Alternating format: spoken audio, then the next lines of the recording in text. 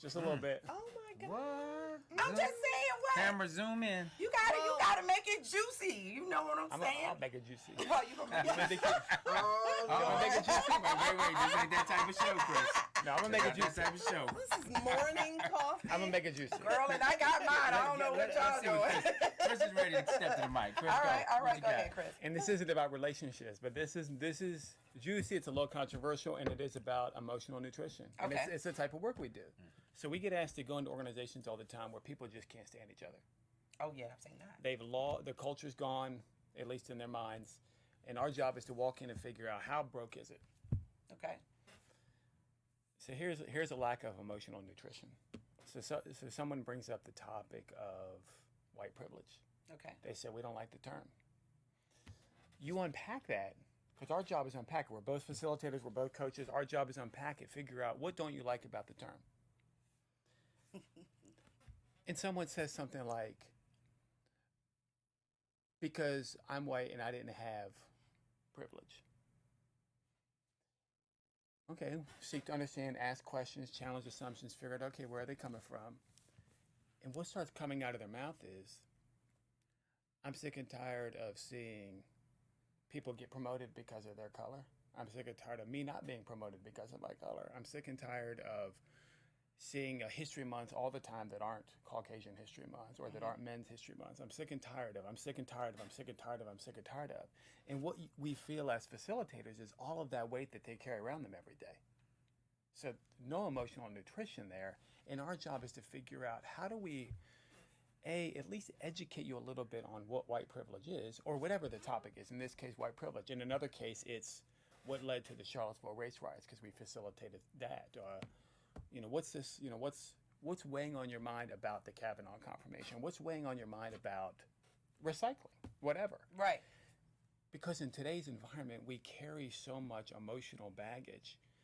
And where it comes from, as you said, is generally speaking from such a young place and sort of how we grew up. And it certainly comes from everything being illuminated. And there's just a lot of that going around. Yeah. What would you add? Yeah, when I think of emotional nutrition, the first thing that comes to mind is emotional health. Yes. And when you look at our society today, many things that we confront in the workplace, many of the things that we also face as relationship coaches has to do with emotional health. And not finding ways or seeking ways to feed their emotional needs. Yes. Just like your physical needs, you have emotional needs. We're human beings. We are social beings. There are some out there who will claim, I'm not emotional, but anger is an emotion. Yes, it is. Frustration is an emotion. If you feel these things, you are a human being. Congratulations, welcome. So I'll drink to that. Then the question becomes, how do I set myself up to be healthy emotionally? And you bring up a good point. Our childhood, depending on where you grew up, how you grew up, what you were taught, may not have set you up for success. True. In an emotional way, nor may have set you up for success in a dietary, physical way. Right. Mm-hmm.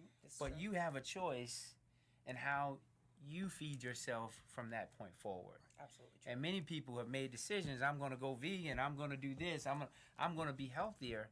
Have we made those same decisions emotionally? Yeah. That we're going to choose different sources, different methods of feeding ourselves. We're going to identify what we need individually, emotionally. And I think that the key there is identify, because a lot of people function, and I've probably been, guilty of it as well. You go around operating without even knowing that you're operating on these, what I call scripts, that lead you to this emotional imbalance.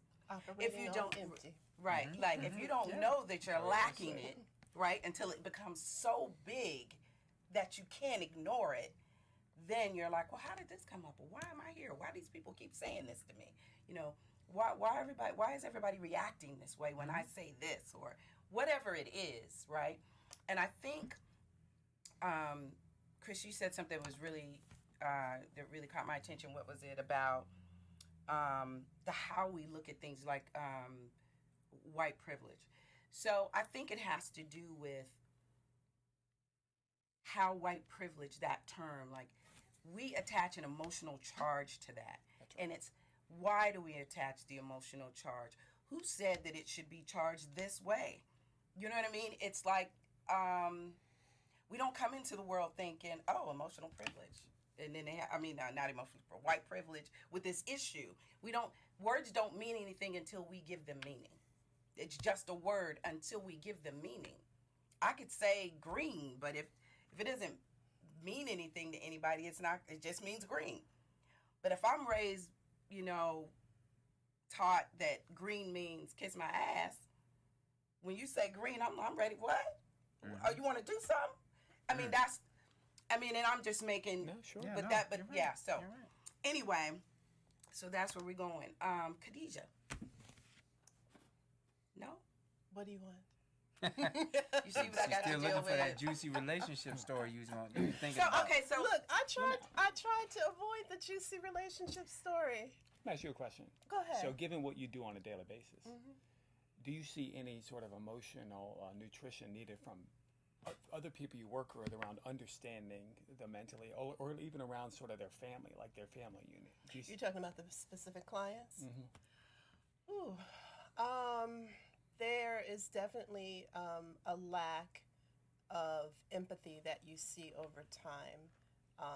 Mentally ill people tend to drain their families, and so they have real emotional needs.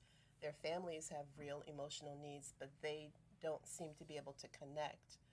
Um, Even the people that serve the mentally ill, we need to keep our emotional nutrition in check too. absolutely. So it's important to leave your work at your work and, Ooh. and do other things. Can you say that one more time into the camera? Leave your work at work and do other things.